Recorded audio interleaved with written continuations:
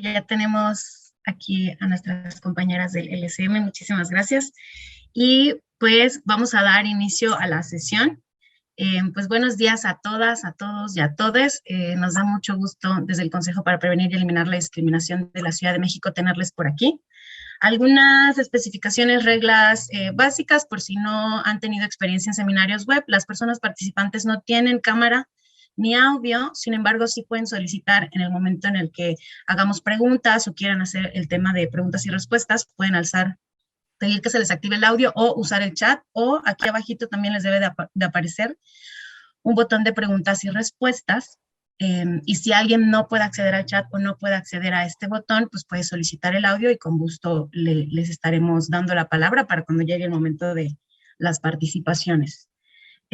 Para dar inicio, voy a presentar a la maestra Geraldina González de la Vega Hernández. Ella es presidenta del COPRED y pues nos da muchísimo gusto tenerla aquí. También está con nosotros el maestro Armando Meneses, quien también va a estar haciendo algunas intervenciones durante la presentación.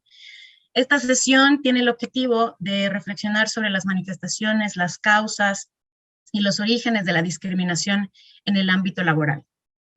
Ahora sí que, sin más por el momento, le paso la palabra a la maestra Geraldina y también voy a empezar a proyectar pantalla. Muchísimas gracias. Muchas gracias, Gina. Pues me da mucho gusto verles. Gina, Armando, buenos días a nuestros compañeros, Erika, y me imagino que estará Noé por ahí en la interpretación de lengua de señas. Y bueno, pues muy buenos días a todas las personas que nos acompañan. Veo que ya somos 44 personas aquí conectadas, entonces, bueno, pues me da mucho gusto que seamos un grupo nutrido para platicar esta mañana justo sobre, en ese momento pusiste el título, Jean, muchas gracias, la discriminación en el ámbito laboral y el tema que nos ocupa de empresas incluyentes, que bueno, pues como saben, es una de las prioridades desde el Consejo para Prevenir y Eliminar la Discriminación de la Ciudad de México. Así es que, bueno, pues me da mucho gusto saludarles. Y bueno, pues a mí me toca dar como una introducción, digamos, al tema. Ya después mis compañeros, mi compañera y mi compañero continuarán hablando más enfocados sobre el tema de la no discriminación en las empresas. Primero que nada, bueno, pues presentar al COPRED. ¿Qué es el COPRED? El Consejo para Prevenir y Eliminar la Discriminación de la Ciudad de México es un organismo descentralizado del gobierno de la Ciudad de México, o sea, formamos parte de la administración pública del gobierno local. Sin embargo, tenemos autonomía técnica y de gestión, y esta es una nota muy importante en términos de determinar y definir qué es la igualdad y la discriminación en términos del marco normativo de la Ciudad de México. Entonces, el Consejo tiene una serie de actividades. El Consejo se crea a partir de la Ley para Prevenir y Eliminar la Discriminación de la Ciudad de México, que tiene dos partes. Una que está relacionada con todas las obligaciones de no hacer en términos de la no discriminación, obligaciones de hacer en términos de medidas positivas que promuevan la integración, promuevan la inclusión, promuevan el trato igualitario y desmantelen los sistemas de desigualdad. Ahorita vamos a ir hablando un poquito más de eso. Y la segunda parte de esta ley crea el COPRED. Y dentro de las atribuciones del COPRED vemos aquí las más relevantes. La primera que me quiero referir es el análisis y la generación de política pública y legislativa.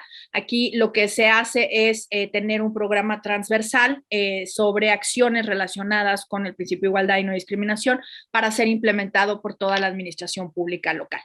Apoyamos y asesoramos en caso de que sea solicitado a el Congreso de la Ciudad de México y por supuesto, bueno, pues tenemos una vinculación muy importante para estas tareas con el sector público, privado, organizaciones de la sociedad civil y la academia. Todo el trabajo que se realiza desde el COPRED se realiza en vinculación con estos sectores. Entonces, por ejemplo, para la determinación de prácticas discriminatorias, pues trabajamos de la mano con organizaciones de la sociedad civil. Para el tema, por ejemplo, de política pública y la asesoría o orientación legislativa, pues trabajamos también de la mano con la academia y con el sector público, sin duda alguna. Y en términos del sector privado, pues es una relación, una vinculación muy importante para nosotras, porque como vamos a ver más adelante, el 70% de las denuncias que recibimos en el Consejo tienen que ver con discriminación en el ámbito privado.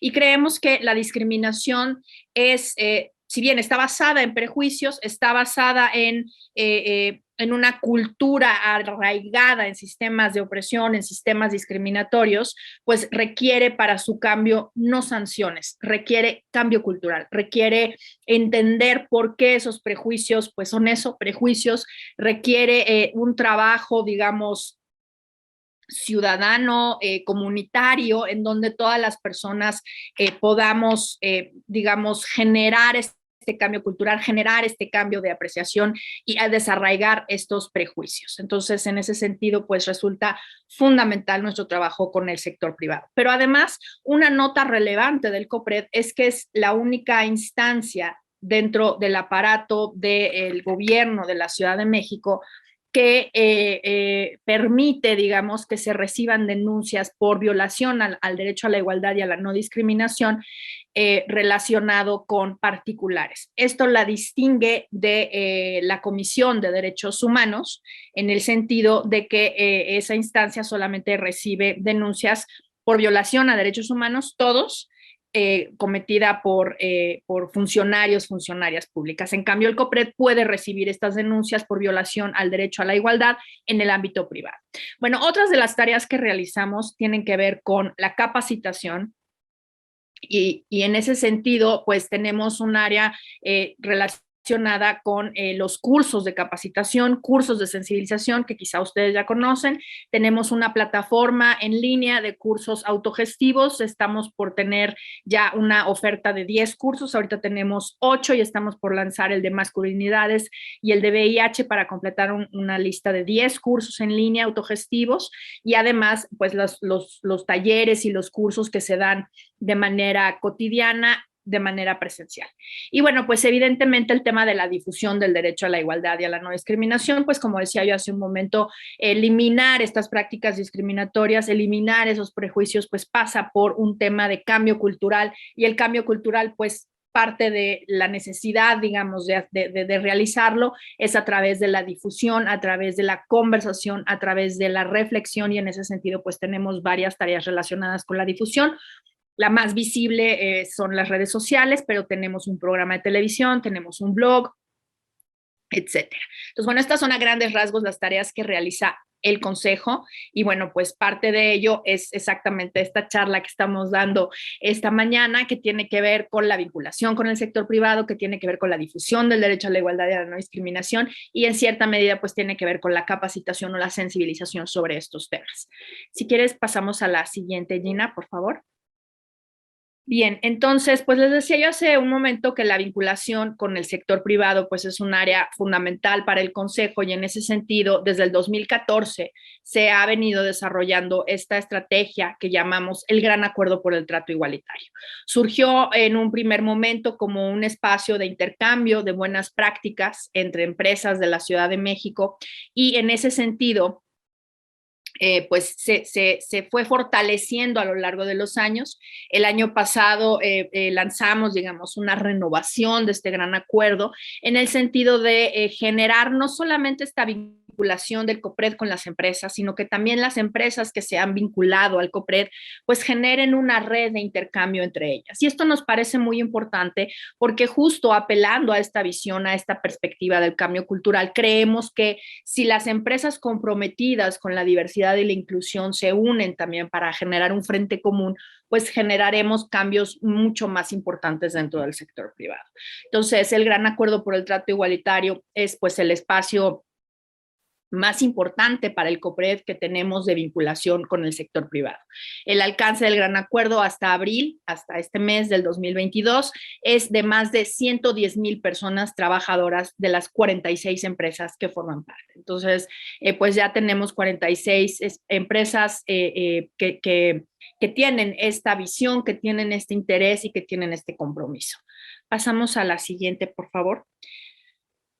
Entonces, bueno, ¿qué es la igualdad y la no discriminación? Porque muchas muchas veces hablamos del tema, pero puede muchas veces de pronto confundirse el tema de la no discriminación con las injusticias, ¿no? Percibimos que hay un trato injusto y en ese sentido podemos llamarle discriminación. Sin embargo, la discriminación se refiere a, como aquí se plantea, la cara negativa, como si fuese una moneda, digamos, del principio de igualdad. Las personas somos iguales en nuestro reconocimiento de derechos, todos, todas, todes somos titulares de derechos y en ese sentido se habla del principio de universalidad de los derechos humanos. Esto es que todos los derechos nos son reconocidos a todas las personas independientemente del espacio o del momento en el que nos encontremos. Entonces, en el otro sentido, la no discriminación justamente lo que plantea es la no diferenciación entre las personas para el ejercicio de sus derechos. La igualdad no plantea una igualación de las personas, al contrario, lo que hace el principio y el derecho a la igualdad es justamente reconocer que porque las personas somos diversas, porque existe diversidad en la sociedad, en la comunidad, necesitamos proteger el acceso a derechos a través del principio de igualdad que opera de manera transversal para interpretar todos los derechos. Cuando hablamos de igualdad transversal, hablamos de la igualdad al trabajo, la igualdad en la educación, la igualdad en el acceso a la salud, etcétera, ¿sí? Y cuando hablamos de no discriminación, hablamos justamente del no trato arbitrario, diferenciado arbitrario, esto es, sin una justificación robusta. Por supuesto, la diferenciación está permitida y muchas veces exigida justo por el mismo sistema normativo, pero eso requiere que haya una justificación robusta para que exista esa diferenciación. Entonces, estas son las dos caras del principio de igualdad y de no discriminación. Si quieres, pasamos a la siguiente, Jean. Entonces, les decía yo, la igualdad y la no discriminación tiene este doble carácter de principio y de derecho en tanto que se puede exigir y de principio en tanto que informa la interpretación de todas las normas. Y en ese sentido, lo que hace el principio de igualdad y no discriminación es, a partir de este entendimiento del igual acceso a los derechos, proteger las diferencias, ¿sí? Que las diferencias nunca sean una razón para negar el acceso a los derechos y al mismo tiempo desmantelar la desigualdad. Perdón, estuve un poco mala de la garganta, entonces de pronto se me va la voz, pero aquí ando. Les decía yo, y desmantelar la desigualdad en el sentido de no acceso o diferenciación social o económica entre las personas. Lo que hace el principio de igualdad en este sentido es justamente garantizar el acceso a oportunidades para todas las personas. Entonces, esta es justamente la perspectiva con la que opera, ¿no? Dentro del quehacer normativo, no solamente del COPRED, sino de todas las instancias del gobierno de la Ciudad de México, y con eso no me refiero solamente a la administración pública, sino también al Congreso, también al tribunal y también a los organismos, a los órganos constitucionales autónomos. Entonces, en ese sentido, a mí me parece que destacar, digamos, esta importancia transversal del principio de igualdad y no discriminación es fundamental para entender que el quehacer de todo el Estado, hablando en concreto de todo el país, digamos, no solamente de la Ciudad de México, tiene que estar orientado a garantizar este principio y este derecho de todas las personas que aquí vivimos y aquí transitamos. Pasamos a la siguiente, por favor. Entonces, bueno, en este sentido, entendemos que el derecho a la igualdad y a la no discriminación es un derecho que se predica de otra cosa. Esto es, está relacionado con el acceso a otro derecho.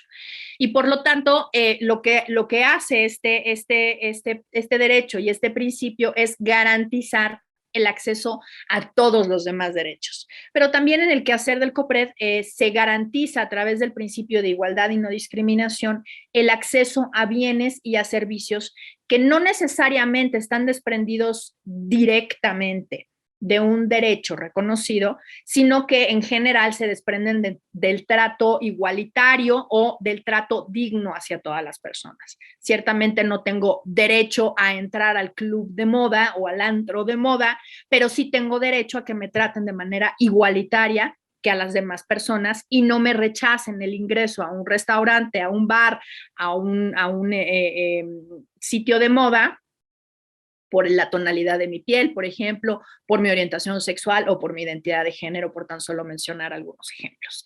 Pasamos a la siguiente, por favor. Bien, entonces decía yo hace un momento que existen estas obligaciones de hacer y de no hacer con respecto a el derecho a la igualdad y a la no discriminación. Generalmente cuando hablamos de no discriminación, entendemos esta prohibición del trato diferenciado arbitrario. ¿Sí? Y en ese sentido, vemos estos tratos como tratos individualizados que comete una persona o un grupo de personas de manera aislada y no necesariamente entendemos que están anclados o que están arraigados en sistemas de opresión.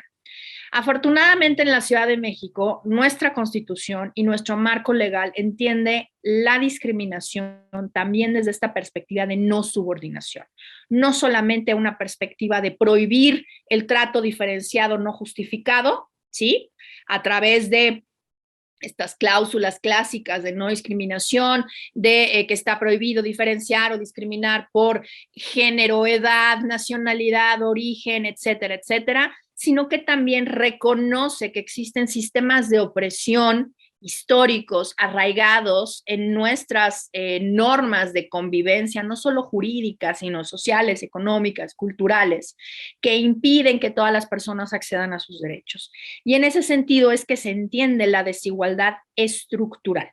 La Constitución de la Ciudad de México y las leyes que de ella emanan reconocen esta desigualdad que ha impedido el acceso a los derechos de los grupos, como así los llama la Constitución, los grupos de atención prioritaria, que son grupos que históricamente han sido vulnerados en el acceso a sus derechos, discriminados, violentados. Algunos de estos sistemas de opresión son el patriarcado, el racismo, el capitalismo, el cis heterosexismo, el edadismo, por ejemplo, entre otros. Y estos sistemas cruzan en las personas para colocarlas en distintas jerarquías entre seres humanos. El racismo finalmente lo que hace es determinar que seres humanos con determinadas características, principalmente occidentales, blancos, ¿sí? Son superiores o son más civilizados, más racionales, más educados, mejores en general, ¿sí? Que las personas que tienen un color de piel o una tonalidad de piel más oscura o que pertenecen a alguna comunidad, por ejemplo, indígena o afrodescendiente. En ese sentido, se van colocando a las personas en distintos sistemas de jerarquización y por eso se habla de sistemas de opresión, ¿sí? Porque tenemos personas privilegiadas que se privilegian de estos sistemas, no necesariamente a propósito, ¿sí? Las personas nacen o nacemos dentro de determinados sistemas de opresión, pero nos van otorgando estos privilegios. La idea es estar conscientes de esos privilegios y accionarlos dependiendo del lugar en el que estemos. Ese es otro tema, pero lo dejo ahí sobre la mesa. Bien. Entonces, entender la discriminación desde esta perspectiva de la desigualdad estructural nos permite justamente tomar determinaciones orientadas al desmantelamiento de estas diferenciaciones, subordinaciones, ¿sí? de clase, de sexo, de raza, que las razas no existen, son una creación social, son una generación cultural, pero hablamos de raza cuando hablamos justamente de este sistema racista de opresión, porque está construido a partir de esa idea, ¿sí? De que existen razas humanas y que a partir de ellas se jerarquiza a las personas. Capacidades, criterios de sexualidad, pautas de religiosidad o de moralidad, ¿no? Entonces, a partir de esta perspectiva nos permite entender estos sistemas de opresión y accionar justamente medidas que tiendan a eliminar estas barreras. Pasamos a la siguiente, Gina, creo que ya es el video.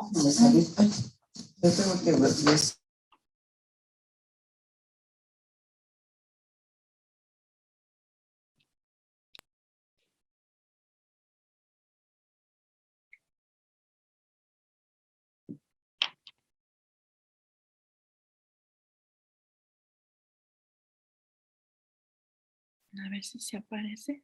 Sí.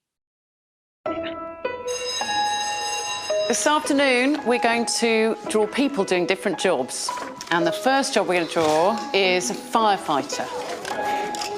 Have a think in your head what a firefighter looks Oh, we're like. doing the firefighter. What's your firefighter called? Mine's called Firefighter Gary. Firefighter Stan. Firefighter Simon. He's big and strong. He's got a big helmet on. That's brilliant, isn't it? Next, we're going to draw a surgeon. Have you thought of a name for your surgeon? Jim Bob. Jim Bob. He's a brain surgeon. I think he would wear a stethoscope. He gives you medicine. That's his ambulance. Okay, next, we're going to draw a fighter pilot.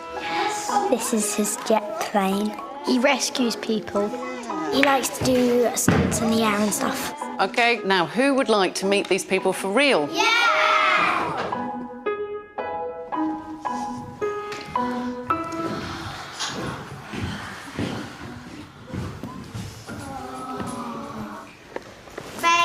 They're dressed up. My name's Tamsin, and I'm a surgeon in the NHS. My name's Lauren and I'm a pilot in the Royal Air Force. My name's Lucy. I'm a firefighter in the London Fire Brigade.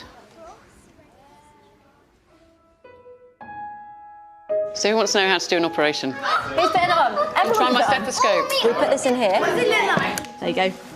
Now you're a proper fighter pilot. So into your ears. Can you hear that? It's really good. It's much better, yeah, it's much better than my kids' one.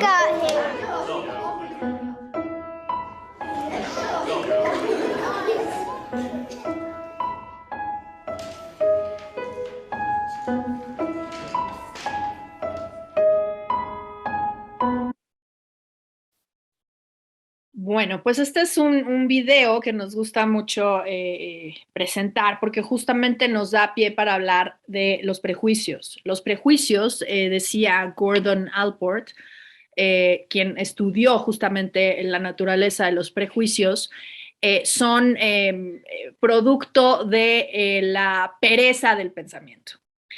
Y decía, no está mal tener prejuicios, porque los prejuicios lo que hacen es darnos un atajo para interpretar el mundo que nos rodea. A través de los prejuicios conocemos nuestro alrededor y nos respondemos de manera rápida qué es lo que estamos viendo, cómo lo debemos entender.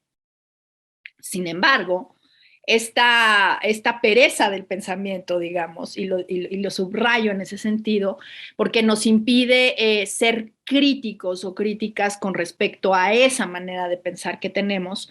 Esos prejuicios son lo que informan justamente estas decisiones, ¿sí?, del pensamiento o del actuar que llevan a la discriminación. De acuerdo con este mismo autor, Gordon Allport, los prejuicios puestos en acción pueden manifestarse en distintas formas y él forma una escala, ¿no? Entonces parte desde el lenguaje, ¿sí? Por eso es importante el lenguaje incluyente, parte desde el habla, desde el antagonismo expresivo y llega hasta el exterminio. Y lo que nos dice este autor es muy importante porque si bien sería absurdo pensar que estos pequeñitos que dibujaron a los bomberos y los médicos y los policías tuvieran una mala intención o fueran discriminadores, fueran sexistas, los niños y las niñas de ese video, como muchos otros y muchos de los que estamos aquí, crecemos en esos sistemas de opresión y recibimos esa información, recibimos esos prejuicios y los utilizamos como atajos para nuestro actuar y para nuestro pensar. Por eso es tan importante cuestionar y ayudar a esos chiquitos justo a cuestionar esos prejuicios que tienen, ¿no? Entonces, cuando le preguntas a un pequeñito, dibújame un doctor, lo más probable es que ese niño o niña haya ido a un doctor hombre, porque suele ser, digamos, una profesión mucho más representada por hombres, no tengo los datos, pero pues generalmente, y lo digo por una experiencia personal, tenemos más acceso a hombres doctores. Y en ese sentido, construimos estos prejuicios socialmente, ¿sí? La idea aquí es hacer una crítica, de construir justamente esos prejuicios. ¿Y cómo lo vamos a hacer? Pues con los pequeñitos en las escuelas, pero también en nuestros entornos inmediatos, ¿sí? Cuando alguien habla de el policía, pues a lo mejor cuestionar que hay policías masculinos y pues policías femeninos, ¿no? En ese sentido es importante desmantelar los prejuicios para poder ver a las personas desde una perspectiva crítica. Entonces, me voy a pasar a los datos de discriminación, Gina, para no ocupar más tiempo, si podemos pasar a la lámina que tiene los colorcitos, porque creo que esos puntos ya los abordamos y entonces en esa mero. Entonces, a partir de estos prejuicios puestos en acción es que se cometen los hechos o las prácticas discriminatorias que recibimos por vía de la denuncia en el Consejo. Para que el Consejo pueda actuar necesitamos tener una denuncia de discriminación que esté relacionada con alguna característica, alguna cualidad, alguna categoría de las que están establecidas en la ley o que hayan menoscabado o denostado la dignidad de las personas y que hayan lastimado el ejercicio de algún derecho. En ese sentido, estos son los primeros lugares de los datos, perdón, estos son los datos de la discriminación, ya me estaba yendo al área de atención. Estos son los datos de la discriminación. Muy importante mencionar que el año pasado levantamos la tercera edición de la encuesta sobre discriminación en la Ciudad de México, la EDIS 2021, en donde en esta encuesta tenemos dos datos muy relevantes. El primero es el de percepción, que es el que encontramos aquí reflejado, y en ese sentido vemos que el primer lugar de la percepción, ¿sí? ¿Cómo cree la gente o a quién cree la gente que se discrimina más? ¿Sí? Encontramos en primer lugar a las personas de piel morena y en segundo lugar a las personas indígenas.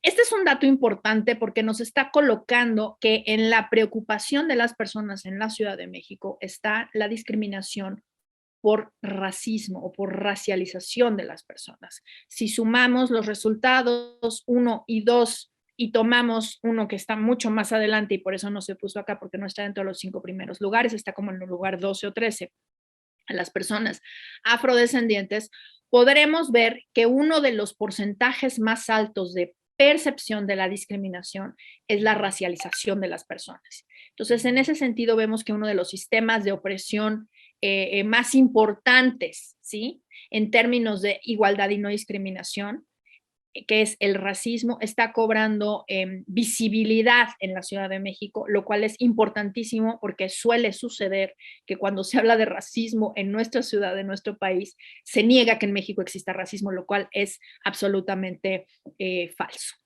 El tercer lugar somos las mujeres, con el 9.4%, y que también tiene que ver con esta visibilización de los sistemas de opresión sexistas, misóginos, fundados en el patriarcado. Cuarto lugar, los hombres gay. Y quinto lugar, las personas pobres. En ese sentido, vemos que estos son los 5 lugares, los 5 primeros lugares de la percepción de la discriminación. Les decía yo que la pregunta de la encuesta tenía la parte de percepción y la parte de prevalencia. Acá en la presentación se recupera la parte de prevalencia, no vienen las causas de la discriminación con respecto a por qué ha sido discriminada las personas. Esto es, en la encuesta se hacen 2 preguntas, entre muchas otras, pero las que vamos a destacar son estas. ¿Ha sido usted discriminado? ¿Sí o no? ¿Y en dónde? Y en la respuesta en donde nos muestran aquí que es en el trabajo el lugar en el que más se discrimina, ¿sí? El 36.9% nos responden que es en el trabajo el lugar en donde más se discriminan a las personas.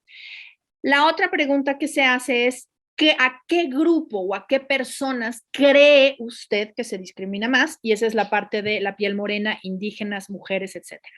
Sin embargo, cuando vemos la encuesta, vemos que con respecto a la prevalencia no aparecen las causas de racismo. Cuando a la persona directamente se le preguntan si ha sido discriminada, nadie contestó que había sido racializada o que había sido discriminada por su tonalidad de piel o por su pertenencia étnico-racial. Y esto es un síntoma relevante porque todavía hoy día a la gente, intuimos desde el Consejo, porque son pocas las denuncias que recibimos por racismo, le da pena, ¿sí? Denunciar el haber sido víctima del racismo. Y esto es algo importante que tenemos que erradicar y que tenemos que eliminar. Todas las prácticas de discriminación deben denunciarse. Y en ese sentido, si quieres pasamos a la siguiente, Gina, por favor. Los datos de discriminación en el Consejo, pues bueno, históricamente, les decía yo hace un momento que el 70% de las denuncias tienen que ver con el ámbito privado y tienen que ver con la vulneración al derecho al trabajo. Históricamente, el primer lugar ha sido despido por embarazo. Sin embargo, desde la pandemia, desde COVID, condición de salud pasó a ser el primer lugar. Durante el 2020 y el 2021, el número de denuncias que recibimos de discriminación por vulneración al derecho al trabajo por COVID subió obviamente de manera exponencial. Y esto tenía que ver, por supuesto, con la falta de información, con el miedo que generó en un principio el virus y, por supuesto, pues con los prejuicios que decíamos hace un momento. Afortunadamente, durante la segunda mitad del 2021, esto empezó a bajar y estamos viendo una disminución en las denuncias que recibimos relacionadas con COVID. Y esto pues consideramos que tiene que ver con que ya tenemos mucho mayor información, ya no estamos en este estado de alerta con respecto a la enfermedad, ya existen las vacunas, la mayoría de la población estamos vacunados, etc. Sin embargo, despido por embarazo sigue siendo la denuncia más común que recibimos en el Consejo y esto pues por supuesto es una fuente de enorme preocupación desde el Consejo y bueno pues estamos ya justamente trabajando en algunas iniciativas mucho más concretas y mucho más que incidan, digamos, en esta discriminación relacionada con el embarazo que se sigue cometiendo en contra de muchas mujeres en la Ciudad de México. Y bueno, pues este es básicamente el panorama en el que nos ubicamos. Y con esto, no sé, yo creo que te paso la palabra, Armando, y si quieren dejamos el espacio al final o nos pasamos ahorita a pregunta, no sé, ustedes me dicen cómo lo habían pensado, pero pues hasta aquí yo la dejo. Muchas gracias. Muchas gracias, Presidenta. Si hay preguntas, por supuesto pueden tomar la palabra o en el propio chat escribirlas, como ustedes prefieran. Bueno, creo que por el momento no hay, pero si no pueden abrir micrófono o escribir sus preguntas, y si no, como dice la Presidenta, al final damos este pequeño espacio.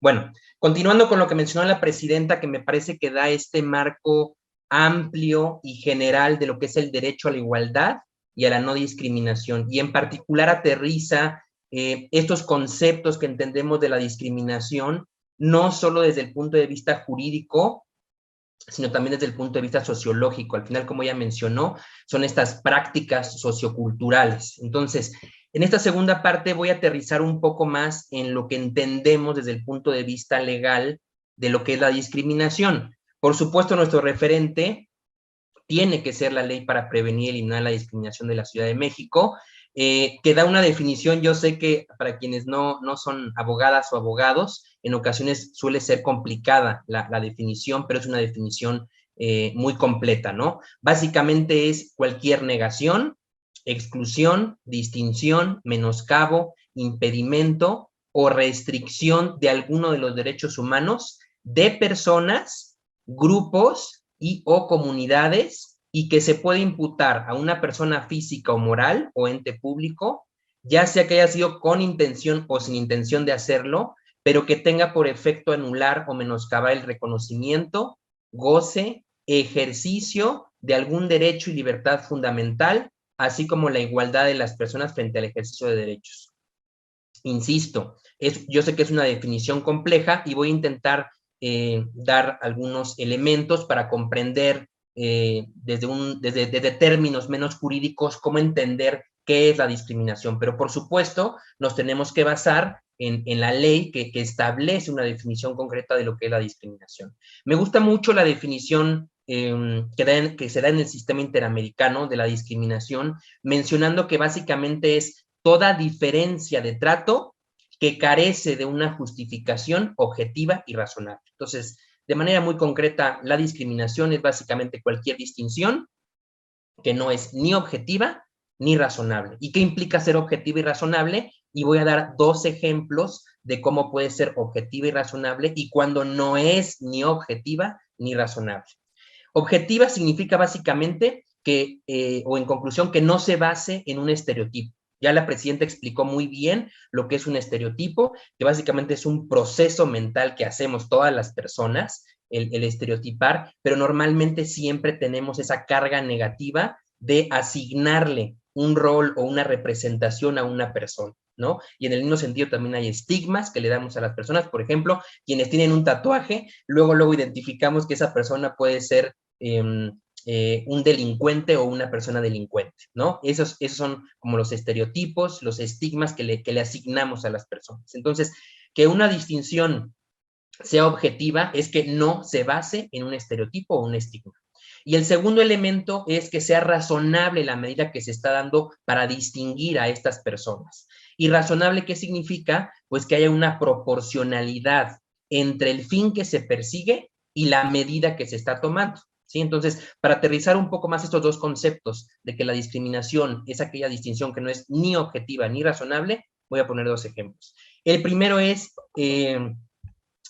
por ejemplo, se nos pide que para que una persona tenga licencia de manejo se requiere que sea mayor de edad. Entonces, ahí tenemos una distinción entre lo que es la población menor de edad, menor de 18 años, y la población mayor de 18 años. A la población mayor de 18 años se le permite poder tramitar y sacar una licencia de manejo para poder conducir.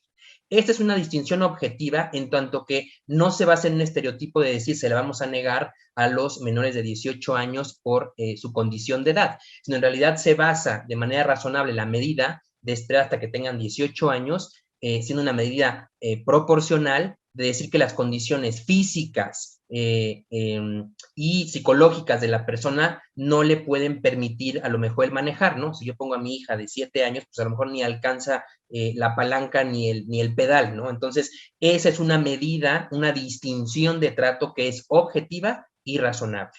Cuando una medida no es objetiva y razonable, y voy a poner el ejemplo de los que ya mencionó la presidenta en la encuesta en la EDIS, por ejemplo, que en el ámbito laboral no se contrate a una persona embarazada, ¿sí? Normalmente esta distinción que se hace con personas embarazadas no es objetiva porque se basa en un estereotipo. ¿Cuál es el estereotipo? Que como la mujer tiene da a luz, pues va a tener que tener tiempo para dedicarse a su hijo, a su hija, a su hije, y que no le va a dedicar tiempo al trabajo, ¿no? Que va a tomar una licencia y que cuando regrese pues va a estar pensando en otras cosas menos en el trabajo. Eso es un estereotipo, eso no es una distinción objetiva y tampoco la medida es razonable. Por ejemplo, el pedirle a las mujeres una prueba de embarazo o al llenar un formulario para entrar a trabajar, preguntar si está embarazada o no, no es una medida razonable. En tanto, no es objetiva ni razonable, es discriminatoria. La que sigue, por favor. Entonces, aterrizando un poco de cómo vamos a detectar una conducta discriminatoria, básicamente son 3 pasos muy sencillitos. El primero es identificar que hay ese trato diferenciado que no es justificado. Y ahí, en el ejemplo que puse, pues en el tema de la licencia de manejo o contratar a mujeres embarazadas, es claro que hay un trato diferenciado, pero en el segundo no es justificado el no contratar a mujeres embarazadas. El segundo elemento es que ese trato esté relacionado con las características de las personas. Y eso es un poco lo que había mencionado la presidenta, en el sentido de que normalmente hacemos estos estereotipos de que esa persona tiene esas características y por esas características es que le niego o le restringo este derecho.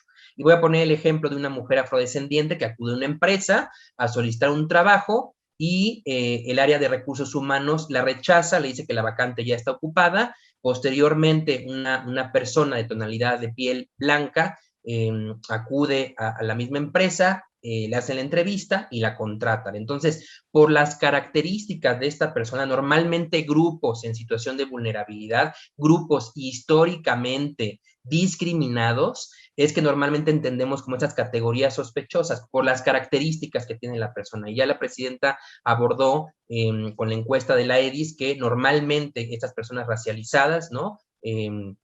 Principalmente personas indígenas, personas afrodescendientes, son quienes más sufren estas discriminaciones, ¿no? Y por último es que esa diferencia de trato a ese grupo específico por esa característica vulnera un derecho humano. En el presente caso que les mencioné, pues puede ser el derecho al trabajo, derecho a seguridad social, derecho a la alimentación, entre otra serie de derechos. Entonces, así es básicamente como podemos detectar una conducta discriminatoria.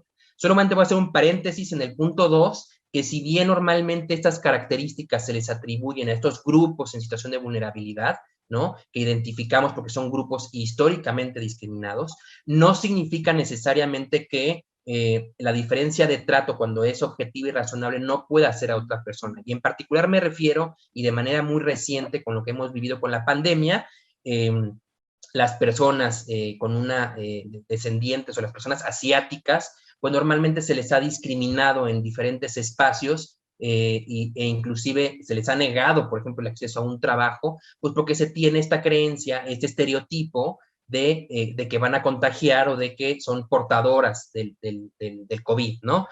Porque allá es donde se gestó esta situación. Entonces, también es importante mencionar que esta diferencia de trato esté relacionada con las características de la persona, pero normalmente o muy frecuentemente siempre son estas mismas categorías históricamente discriminadas.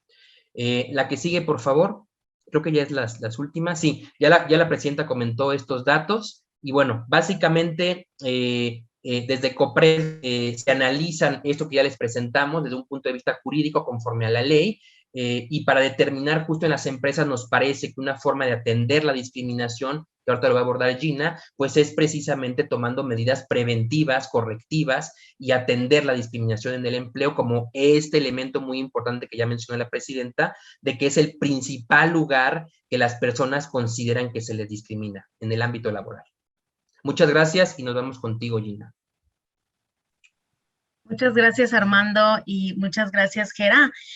Me gustaría justo hacer pues una pequeña pausa y leerles, o en caso de que alguien quiera prender su micrófono, y que ustedes, a partir de la información que ya tuvimos ahorita, ¿no? Que analizamos qué es la discriminación, cuáles son los orígenes, cuáles son los datos, cómo les ha tocado experimentar o ser testigos o escuchar, ¿no? Que se manifiesta la discriminación en el trabajo. Digo, ya hemos mencionado algunos ejemplos, pero me gustaría ver sus comentarios al respecto. Por aquí Mario nos comenta, también se ha dado la discriminación en algunas empresas dependiendo la escuela en donde realizaste tu carrera. Es raro, pero se ha dado, e igual también como vistes, ya que ha pasado que algunos visten de marca. Mario, totalmente. De hecho, me atrevería a decir que no es raro. Es muy común, ¿no? Que se tomen, que haya estos sesgos en cuanto a dónde estudiaron, ¿no? Las personas que aplican para una vacante y de privilegiar ciertos entornos académicos, universitarios de élite sobre tal vez algunas otras universidades o estudios. Y justo cuando hablamos de la desigualdad que viven los grupos históricamente discriminados, estamos también hablando de que esa desigualdad ha provocado que hayan barreras no solamente en el trabajo, sino desde la educación, ¿no? El acceso a la salud, a la alimentación. Entonces, como que se van creando estos obstáculos que se acumulan. Y cuando llega el momento, ¿no? Del ámbito laboral, sobre todo del corporativo, del entorno de negocios formal, pues se privilegian ciertos perfiles sobre otros y normalmente las personas que han estado en desventaja histórica siguen quedando fuera. Aquí vemos otros comentarios, ¿no? Por la apariencia física se da la discriminación en el trabajo. También vemos por la edad, apariencia física, alto, bajo, delgado, gordito, totalmente. También se juzga mucho los cuerpos. ¿Alguna iniciativa para quitar los prejuicios? Creo que es muy complicado, nos comenta Elizabeth. Pues justo es un poco el objetivo de esta sesión, más allá de que sea solo informativa y ustedes ahora ya tengan este conocimiento, es generar acción, ¿no? Es decir, bueno, yo ya noté que en mí o en mis entornos cercanos existen estos sesgos que pueden influenciar la toma de decisiones. Hay que deconstruirlos, ¿no? Hay que como lograr, sobre todo cuando estamos hablando de los entornos de negocios, separar si las decisiones que estamos tomando dentro del entorno de negocios realmente están basadas en las habilidades de las personas en realizar un trabajo o se están basando en prejuicios y en construcciones estereotipadas de las personas, ¿no? A ver, creo que tenemos algunos comentarios. Es importante mencionar o distinguir entre el trato de personas. Las personas con discapacidad, por ejemplo, requerimos equidad, pues tenemos diferentes necesidades que el resto de las personas. Totalmente, Sonia. También se da por ser mujer, joven, jefa de los demás subordinados que ya tienen más años o la preferencia sexual. En donde se puede renunciar a una denuncia. Si quieren, esas las podemos resolver al final. Digo, en COPRED recibimos denuncias por posibles casos de discriminación, pero también hay otras instancias. Veo por aquí también hay gente del STIFE, donde se pueden denunciar casos de violencia laboral. Entonces, por ahí, si quieren, al final hacemos como esa acotación. La discriminación en el trabajo se vive normalmente con un superior, con el cual a veces no se puede pelear y solo toca soportarlo.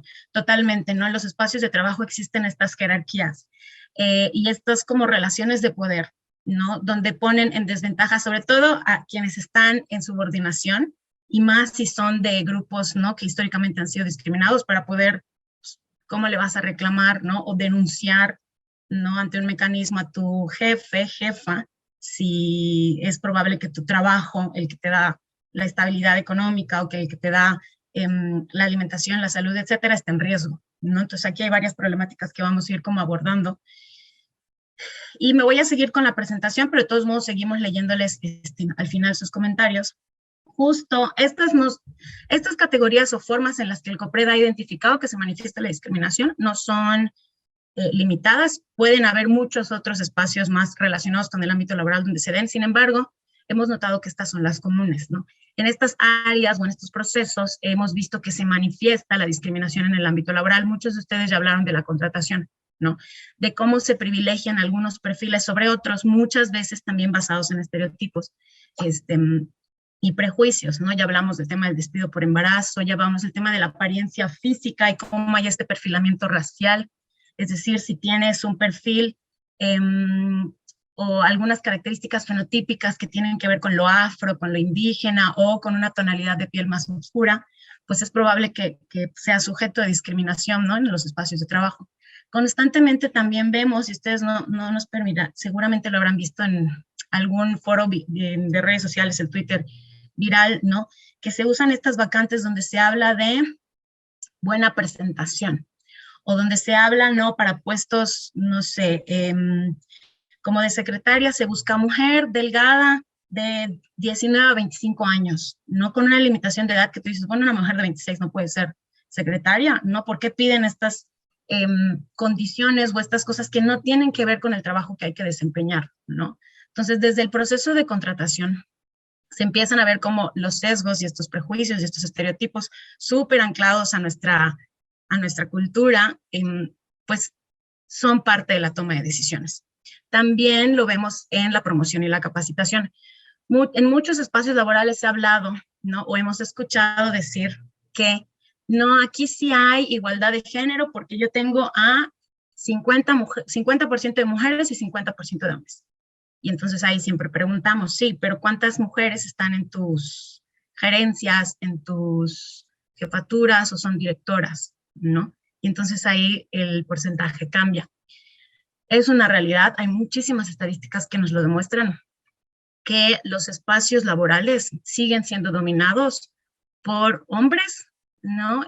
Hombres cis, heterosexuales, ¿no? Blancos, de ciertos entornos privilegiados de educación, ¿no? Con cierto capital social y cultural muy fuerte.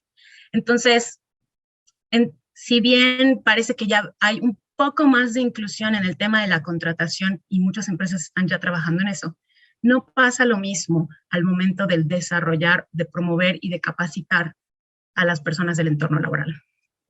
Y obviamente también en el tema de los despidos, pues hemos visto desde el COPRED, ¿no? Muchísimos ejemplos relacionados con las categorías o los grupos de atención prioritaria que ya mencionaron tanto Armando como Jera, que se les despide de manera injustificada, tomando en cuenta pues estos valores que tienen que ver con las características de las personas y no con el desempeño de trabajo. Y también agregamos estas otras dos áreas que es importante visibilizar, que si bien probablemente no tienen que ver con la gestión interna de la empresa, pero sí generan impactos y también reproducen discriminación o no, es el tema de los servicios y la publicidad. Hemos visto también, o se ha visto, muchos ejemplos, ¿no?, de establecimientos mercantiles que se rehúsan a darle atención a clientes, por ejemplo, porque son una pareja homosexual, ¿no? Hemos visto también servicios de cafeterías que se niegan a nombrar a una persona trans por el nombre con el que se identifica, ¿no? Entonces, también en los servicios vemos cómo la gente, pues que al final le toca estar, ¿no?, en contacto con el cliente, también tiene sesgos, y si las políticas de capacitación no llegan hasta esos niveles, se reproducen actos de discriminación, ¿no?, que niegan los servicios a personas de grupos históricamente discriminados. Y también en la publicidad. Podemos hablar mucho de si la publicidad o la mercadotecnia de una empresa es directamente discriminatoria. Y probablemente no es una discriminación directa, pero la publicidad refuerza discursos o estereotipos que son sexistas, que son racistas, que son capacitistas todo el tiempo, ¿no? O sea, ya hay estudios que muestran que incluso en la publicidad de revistas, en comerciales, ¿no?, las personas que aparecen en los comerciales siguen teniendo un mismo perfil muy blanqueado, ¿no? O siguen teniendo cierto físico que es como el ideal al que todos o todas deberíamos aspirar, cuando la realidad en México es que la mayoría de las personas, por ejemplo, somos morenas y tenemos una diversidad de cuerpos impresionantes, y eso no se ve en la publicidad. Entonces, este tema de la inclusión o este tema de la no discriminación también debe de bajar esos canales para también promover el cambio cultural y no solamente seguir reproduciendo estas ideas alrededor de cuál es el ideal a aspirar y pues ser menos discriminatorios. A ver, aquí veo viendo, la publicidad es un promotor de la discriminación, totalmente, María Lourdes. Y aquí veo algunas más comentarios. En los restaurantes para las hostes también solicitan ese tipo de estereotipos, donde piden que sean jóvenes, de buen cuerpo. Perfecto. Sí, todas las que ustedes mencionan son parte de los ejemplos que vemos todo el tiempo, que se vuelven virales y que también nos llegan al COPRED. Y pues eso es lo que hay que ir combatiendo, o ver cómo las políticas que se implementen ayuden a disminuir estos casos de discriminación. Ok, ya mencionamos la importancia de no discriminar, no solamente porque la ley, la Constitución lo establecen, y no solamente porque es o debería ser, ¿no?, una obligación ética de todas las personas y de toda la sociedad, pero también podemos hablar de que también tienen beneficios las empresas y también las economías de los estados de combatir y de eliminar, erradicar la discriminación. Cada vez hay más datos que, primero que nada, que las afectaciones de la discriminación tienen un costo, ¿no? En países como Estados Unidos y en países como el Reino Unido se han hecho estudios donde se mide el costo de la discriminación, y por ejemplo en Estados Unidos se llegó a estimar que la discriminación laboral basada en raza, género y orientación sexual se estima en $64 billones al año. Y en el Reino Unido se hizo una estimación en discriminación basada en el género que le cuesta a la economía 123,000 billones de libras al año. Y también, por el otro lado, hay datos que ya nos están dando diferentes estudios internacionales, y próximamente el COPRED va a sacar también una investigación sobre el tema a nivel Ciudad de México, que nos muestran que hay beneficios comerciales y económicos de tener políticas más incluyentes, de promover la inclusión de grupos históricamente discriminados.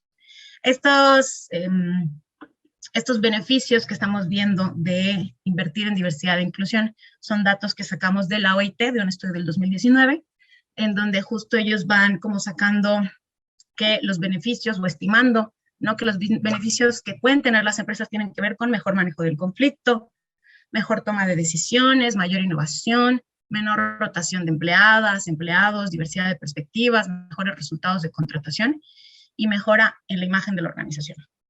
Entonces, esto para nosotras es bien importante, no solo porque no discriminar en las empresas y bueno, en general, ¿no? Es lo correcto, sino porque también le trae beneficios a toda la sociedad, ¿no? Y por el contrario, cuando se discrimina, pues también no solamente se afecta a quien vive la discriminación, sino que también se afecta, pues, al entorno al que eso se da, a la empresa en la que eso se manifiesta, y obviamente en temas, pues ya como más macro también, incluso a los gobiernos y a los estados.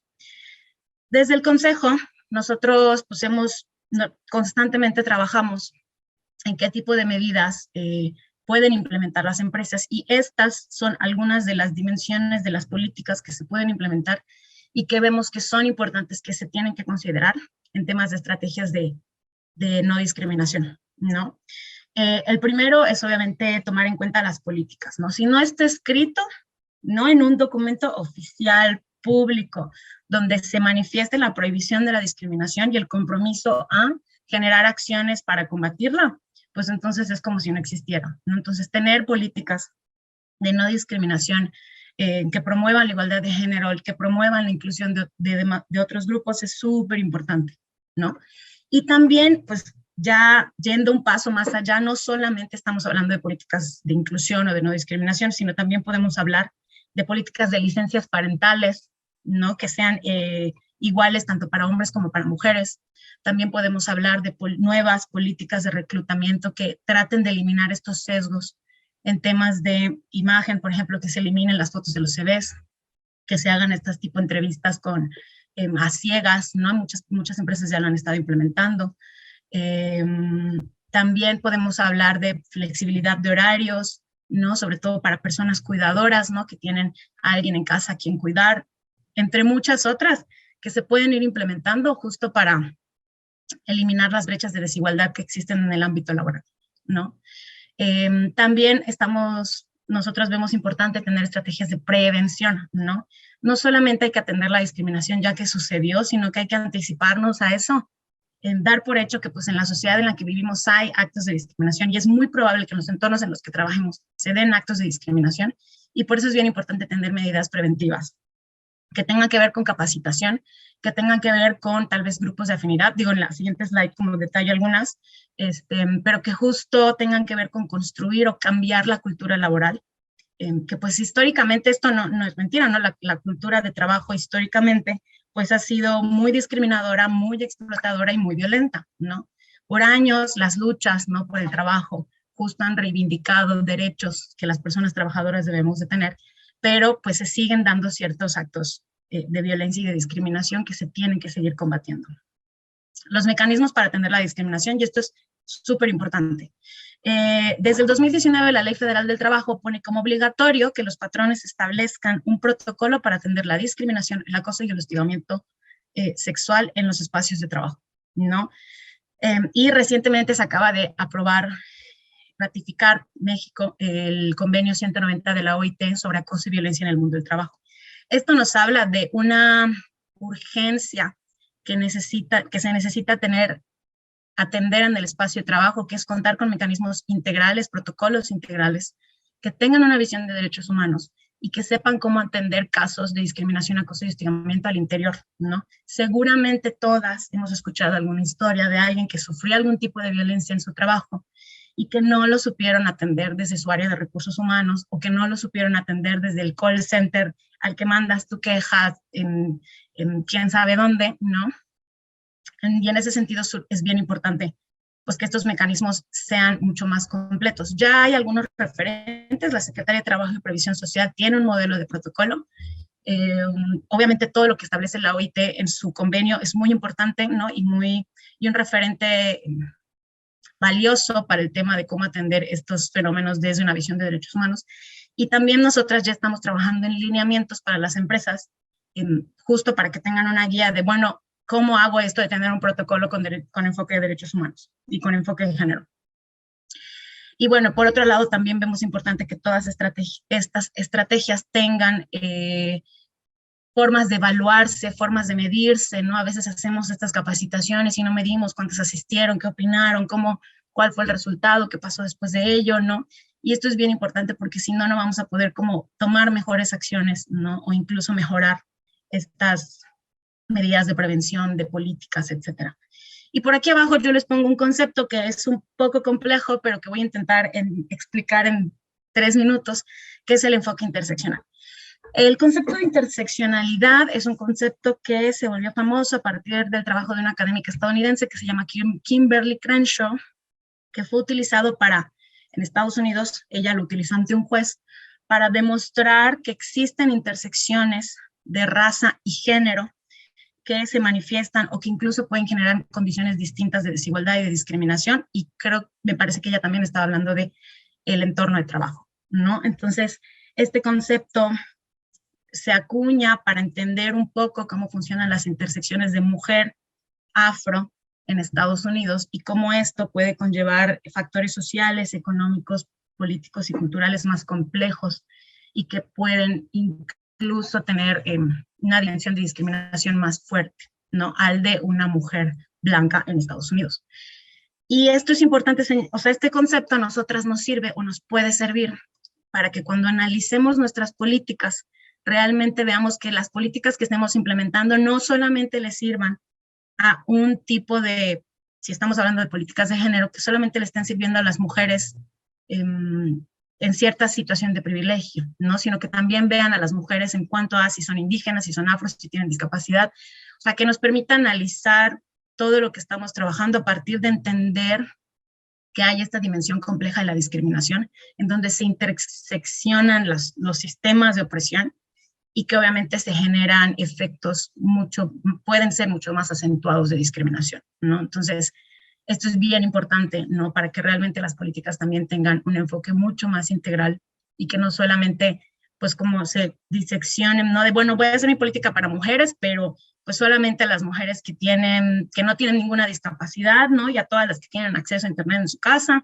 ¿no? O sea, tenemos que ver cómo ampliar el alcance de las políticas de una manera mucho más interseccional.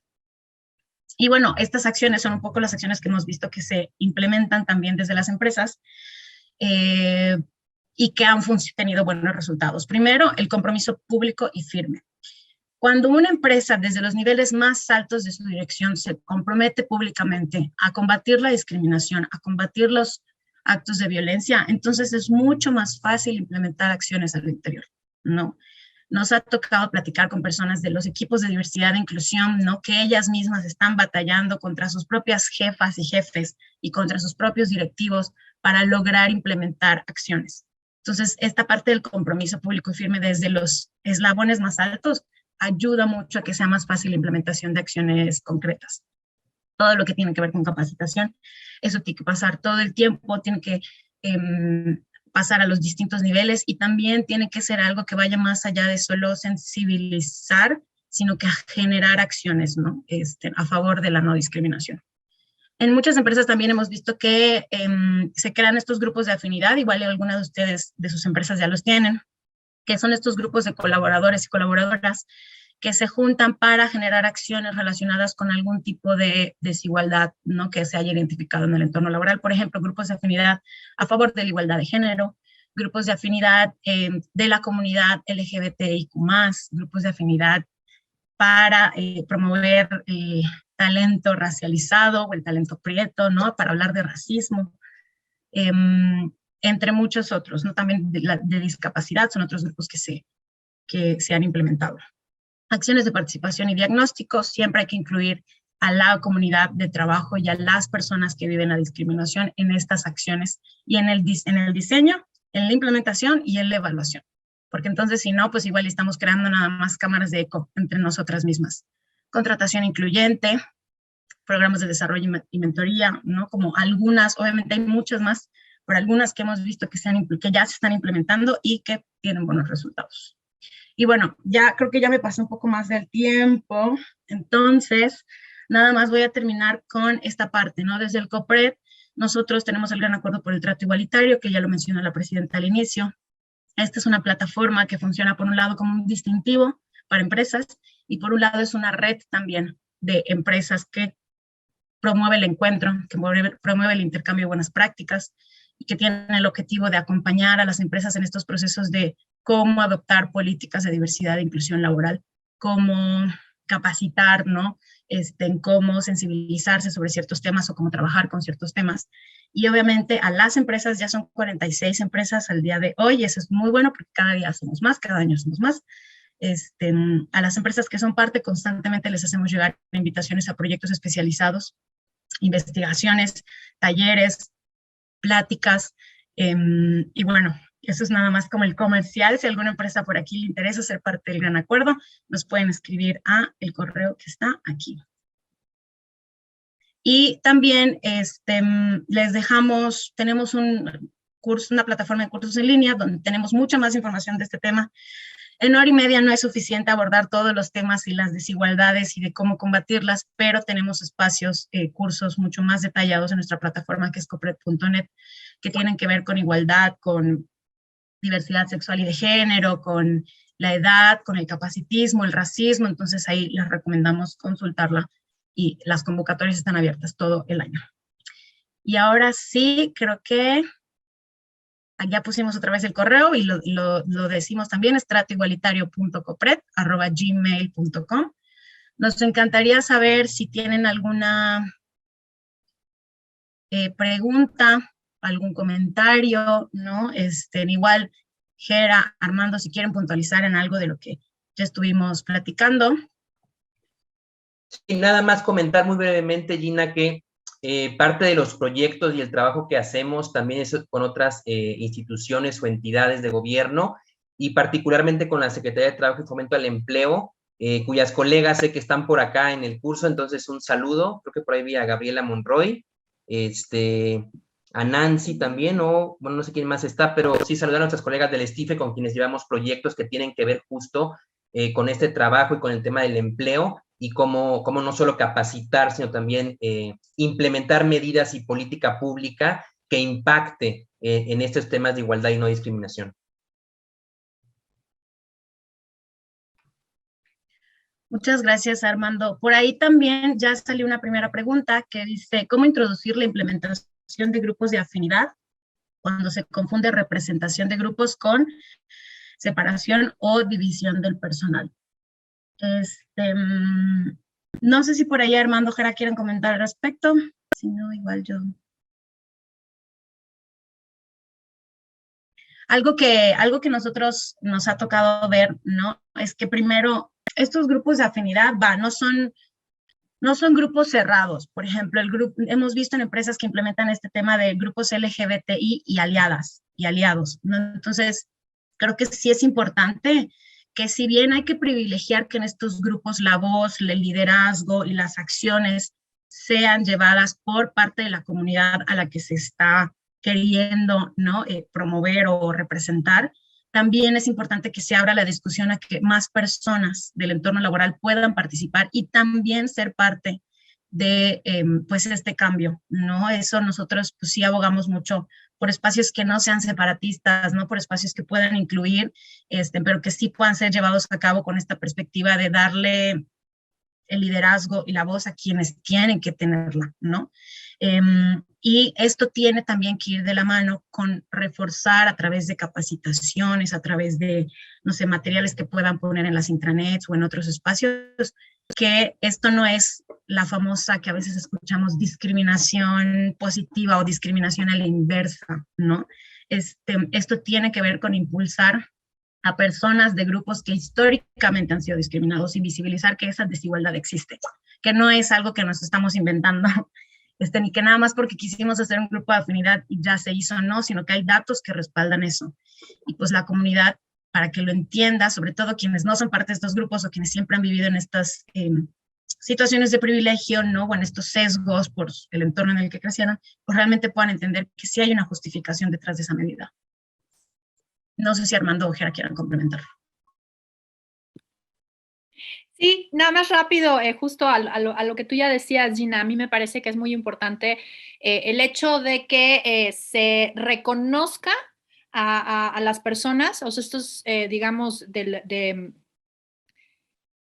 las acciones fundamentales para promover la inclusión dentro de una empresa o dentro de una comunidad pasan justamente por el reconocimiento y la representación de esos grupos históricamente discriminados. Entonces, en ese sentido, generar estos grupos de afinidad, pues pasa justamente por el tema del reconocimiento. O sea, sabemos que existen personas que forman parte de grupos históricamente discriminados, históricamente excluidos, violentados, que requieren una representación. Pero eso no implica generar guetos, ¿no? O sea, no es como que vayamos a generar cajoncitos, porque ese es el peligro de pronto de una perspectiva interseccional que etiquete a las personas, ¿no? Entonces, ojo, la perspectiva interseccional es una herramienta de interpretación de los contextos de opresión de las personas que nos permite entender cómo estos sistemas de opresión cruzan en cada una de las personas para justo generarle estas situaciones de exclusión, de violencia, de discriminación. Pero no es una herramienta para catalogar a las personas, porque pues volvemos otra vez a esta exclusión, ¿no? O sea, si bien les estamos reconociendo, sí hay personas con discapacidad, hay personas de la comunidad LGBT, pero pues que hagan sus propias actividades. No, la idea es justamente darles esa visibilidad que no han tenido justamente por ser grupos excluidos, y a través de esta visibilidad entender sus preocupaciones, sus problemáticas específicas, justamente por estos contextos de opresión, ¿no? Entonces, por poner un ejemplo clásico, digamos, en términos de accesibilidad, ¿no?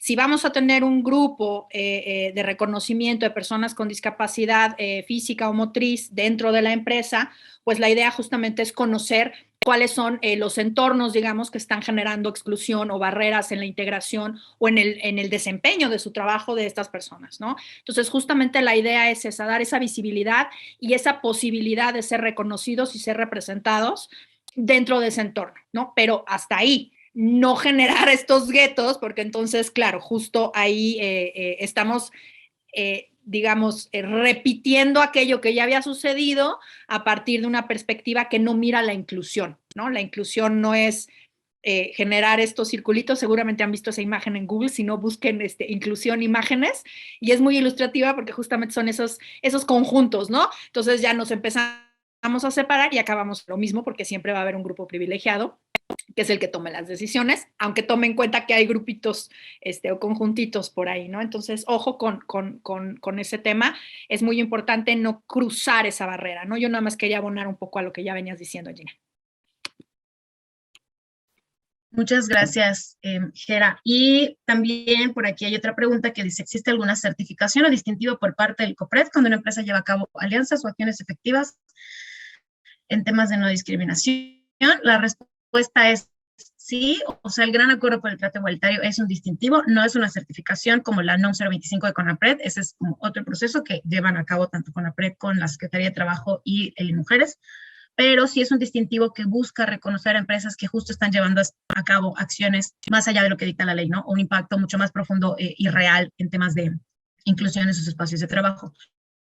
Los pasos para hacerle el Gran Acuerdo, pues yo creo que son bastante sencillos, o sea, les pedimos por ahí, ¿no? Que sea una solicitud firmada, que tomen un taller de capacitación con el COPRED, se les pide también como una revisión de políticas internas donde justo pues el objetivo es eliminar posibles sesgos discriminatorios en las políticas y que estas tengan los estándares de inclusión pues más altos, y también renovar o revisar la política de inclusión que tenga la empresa o hacerla desde cero si no la tiene. Entonces, al correo que les compartimos, y no sé si alguien del equipo me ayuda a ponerle en el chat el correo, nos pueden escribir sin ningún problema, les damos más información, pero sí.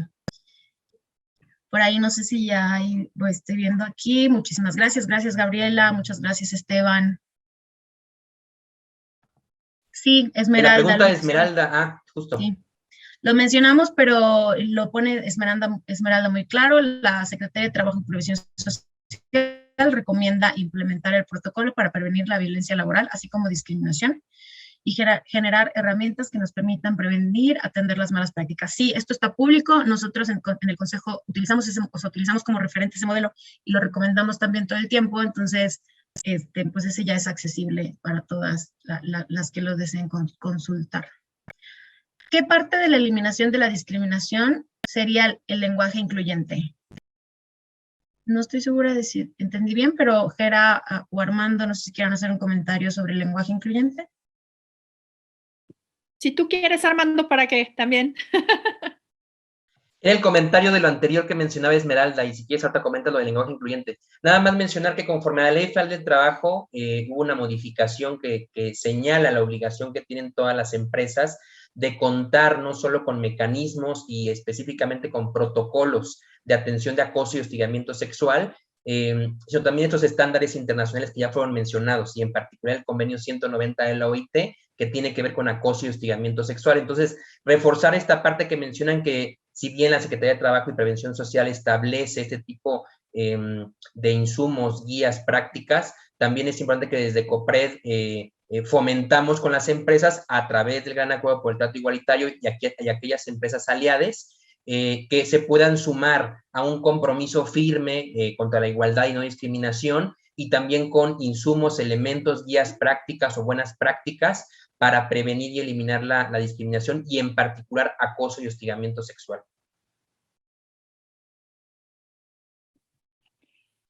Sobre lo del lenguaje, yo entiendo que la pregunta viene en el sentido de que para generar espacios incluyentes habría que utilizar el lenguaje incluyente. Entiendo que por ahí viene la pregunta, y la respuesta que yo daría es sí, absolutamente, ¿no? No es lo mismo que en un espacio se esté hablando todo el tiempo en negativo. Ese fue un lapsus, en masculino.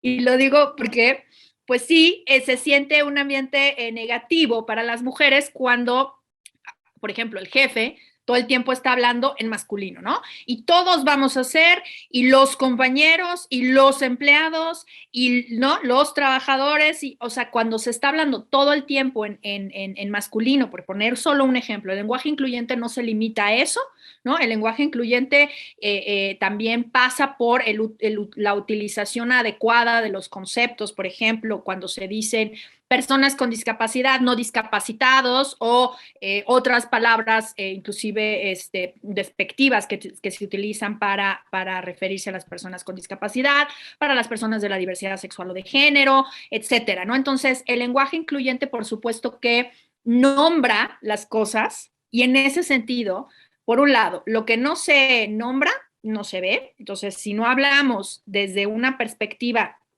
que tome en consideración a todas las personas, pues no las estamos visibilizando, ¿no? Por un lado. Y por otro lado, utilizar el lenguaje de manera despectiva o de manera que no incluya, digamos, o que no reconozca esta manera en la que las propias personas están pidiendo que ser nombradas, pues evidentemente también discrimina, ¿no? Entonces sí, el lenguaje incluyente forma parte de una política interna de inclusión y de una política interna de respeto. Y digo de respeto porque de repente vemos que hay como una resistencia muy grande, por ejemplo, a utilizar cuando una persona no binaria o de género fluido pide ser nombrada, por ejemplo, como ella o como compañere, que haya esta resistencia, ¿no? Y es un tema de respeto. Si yo pido que me digan Geraldina en lugar de Geraldine y me siguen insistiendo con el Geraldine, pues no me agrada, ¿no? Pues lo mismo una persona que está pidiendo ser nombrada como ella, como compañere, como amigue, pues no nos cuesta ningún trabajo hacerlo, simplemente es un tema de respeto. Sí, Armando. Perdón, nada más para complementar, porque hubo el comentario de Jorge Viveros hace en el chat, y va justo en lo que mencionaba la presidenta, ¿no? En el visibilizar, ¿no? Y él lo comentaba en el tema de equidad de género, que normalmente se habla del tema de mujeres, pero se deja fuera el grupo, por ejemplo, de la comunidad LGBT+. Entonces, justo lo que menciona la presidenta va en ese sentido que mencionas, Jorge, de visibilizar, y a través del lenguaje incluyente es una manera de visibilizar.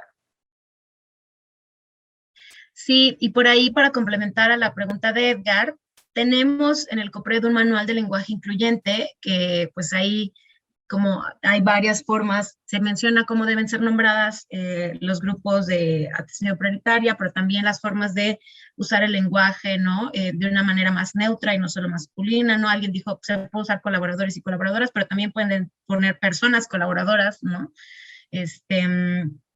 Y como algunas herramientas que nos da el lenguaje que ayudan a que no hablemos todo el tiempo pues en masculino, ¿no? También hay otro manual que recomendamos de Mujeres, y también uno me parece que de CONAPRED.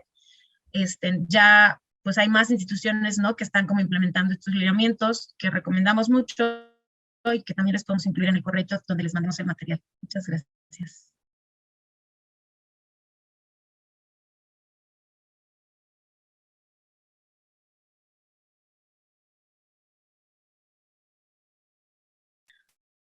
Me parece que ya no hay más preguntas, entonces, de todos modos, ya tienen por ahí nuestro correo, nos pueden escribir, ¿no? Para más dudas, más información, algo en lo que quieran abundar de lo que platicamos el día de hoy. Y pues, si quieres, Gera, nos despedimos. Perdón, no podía bajar al micrófono. Pues no, pues muchísimas gracias a todas las personas que nos acompañaron. Empezamos con 44, cerramos 57, lo cual pues me da mucho gusto porque quiere decir que, bueno, pues les pareció interesante. La verdad es que para nosotras pues es muy importante siempre conversar de esto y sobre todo esto, ¿no? Tener este espacio de diálogo, resolver las dudas que vayan surgiendo y pues reiterar por un lado que, bueno, pues si tienen interés en el tema del gran acuerdo, ya Gina les compartió el mail y creo que también lo pusieron por ahí en el chat. De cualquier manera, en la página web del Consejo o en nuestras redes sociales, estamos en Twitter y en Facebook, pueden ahí tener información sobre nuestros contactos e información en general. Y bueno, pues que sepan que el Consejo, para prevenir y eliminar la discriminación, y pongo el acento en la prevención, justamente tenemos como objetivo que desde el ámbito privado nos vean como una instancia aliada para la prevención de la discriminación. Entonces, con cualquier tema, cualquier duda que pudieran llegar a tener, pues saben que pueden contactarnos, podemos resolverles estas dudas y justamente ayudarles para prevenir la discriminación en sus espacios, ¿no? Y esta es justamente pues la tarea que nos ocupa. Y pues nada, muchísimas gracias, les agradecemos muchísimo su tiempo y pues continuamos a sus órdenes y gracias a nuestros compañeros en la interpretación de lengua de señas y gracias a Gina y Armando y al equipo por hacer posible esto. Y pues gracias.